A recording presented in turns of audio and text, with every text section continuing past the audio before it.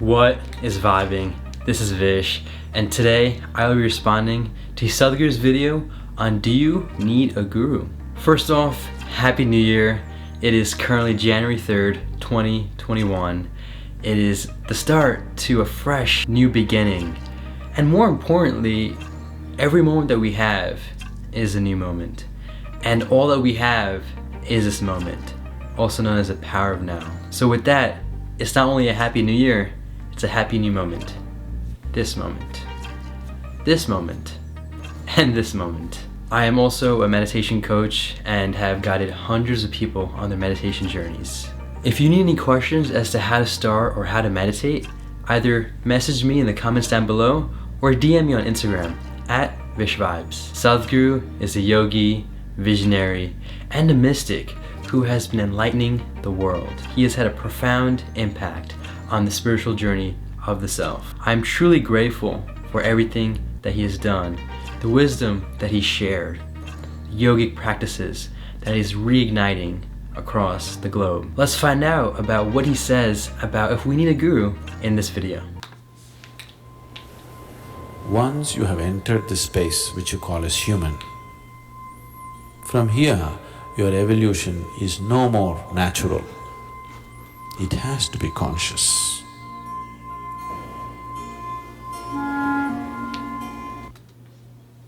Okay, real quickly, before I even start and watch the rest of the video, I have to point out the beautiful imagery and the videography in the video.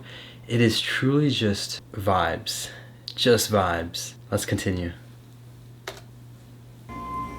If you don't become conscious, there will not be any progress from here onwards. Monkeys can progress, man cannot progress. He can only progress consciously. Somewhere, nature trusted your intelligence. Wow. Nature believed that with the intelligence that you have, anyway you will choose the higher, not the lower. But you've been trying to beat nature's trust, but it's not possible. Doesn't matter how many ways you indulge yourself, somewhere something longs for something bigger, isn't it? Yes? You fill yourself with wealth and filth and everything, but still the longing is not gone. So… Just a quick point to make. I've learned this from other videos of his, and it's the idea of sustainability. What he's talking about so far is really just the idea of the pleasure that we seek. At the end, whether you're going to a bar to get a drink, going to the temple or the church for the blessings, it really is the same goal at the end. We're just trying to help bring about the inner pleasantness.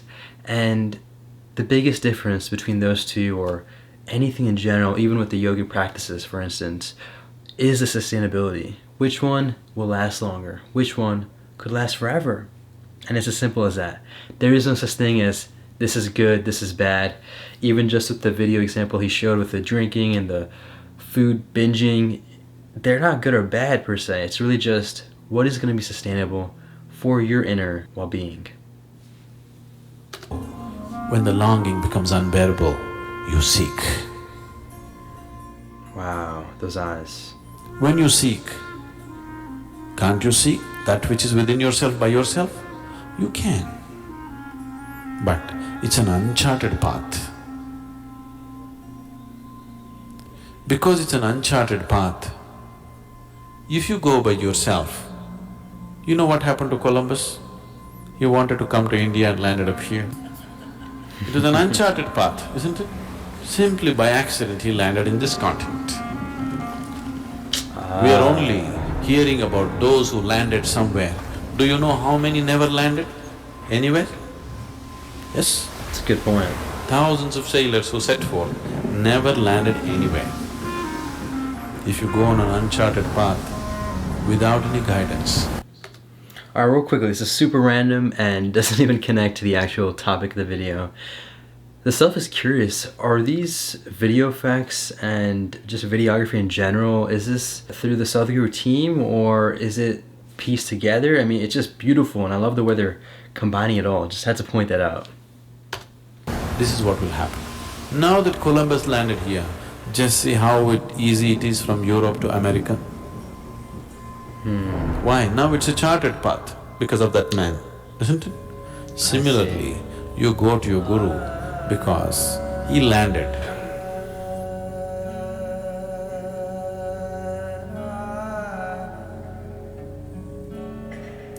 Now, using his experience is a good thing.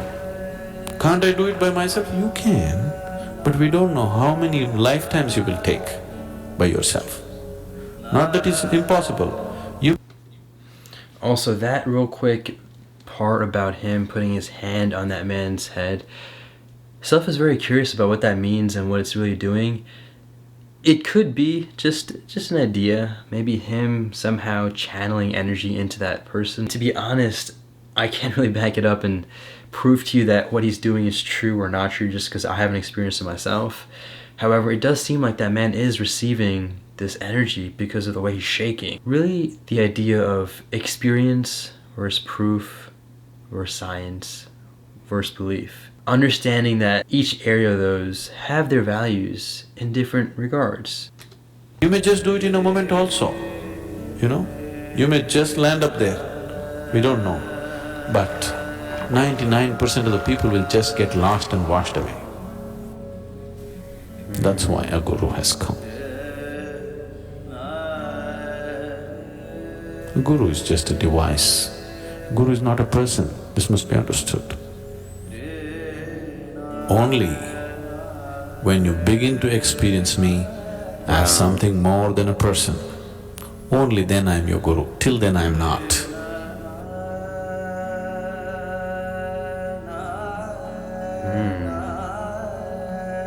Wow, he's got tears too. The Guru Purnima is significant because one thing is of a historical significance because this is the day Adi Yogi turned himself into a guru after the summer solstice. This first full moon has a certain impact. It is generally considered as a day of grace, and that is the day the first guru chose to teach. So it's significant reminder for us, for every human being on the planet, because everybody lives in their own limitations of body, mind, social structures and strictures, all kinds of things.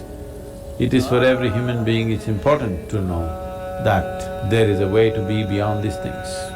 That's the reminder.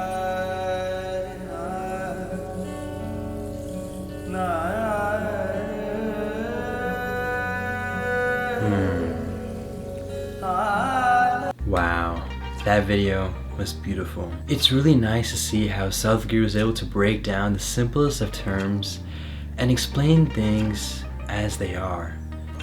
More importantly, he doesn't even give you the answers, he points in the direction, because if he says one thing, someone else can say another thing, and eventually it just gets misinterpreted and mistranslated. Instead, the better way is just to show the direction or point, and then you seek on your own. So what guru means, from what he's talked about in his book and other videos as well, it's all about breaking up the word into gu and ru. So when you break it up, according to Sadhguru again, what he describes it as is one who puts light into the darkness. And it's a very simple thing that he talks about. I mean, just like Columbus and all these travelers who are exploring the world, there was a lot of misguidance and people just didn't know the terrain and the area. As a result, many people got lost. However, it is thanks to them that people were able to eventually travel the world, and now people are connected more than ever before. So at the beginning, it might take some people and brave souls to just go seek out on their own. However, eventually with time, they're able to gracefully share that experience with others. And in turn, instead of making the same mistakes over and over again, we're able to learn from that and make the whole process of discovery more efficient. And in this case, instead of the discovery of the world, the outside, it's the discovery of the inside.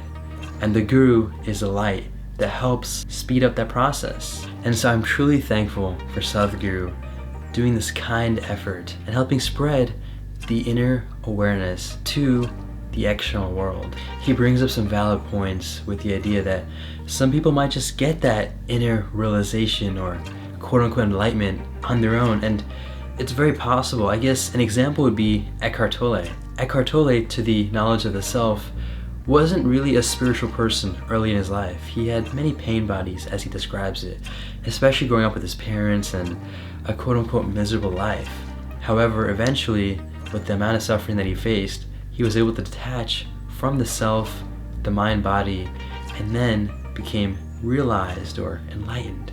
And now he is a spiritual teacher, spreading that wisdom and awareness to the world, which the self is also very grateful for. And so with the example of Eckhart Tolle, it almost seems like he was one of those lucky winners in the lottery game of spirituality. And the beautiful thing about him is that not only did he keep the wisdom and realization to himself, but he is also, just like Sadhguru, spreading the awareness to the rest of us. Being a part of this process together, also known as the human shared experience, it's the idea that we have these lights or lighthouses to help guide the journey for inner exploration and awareness.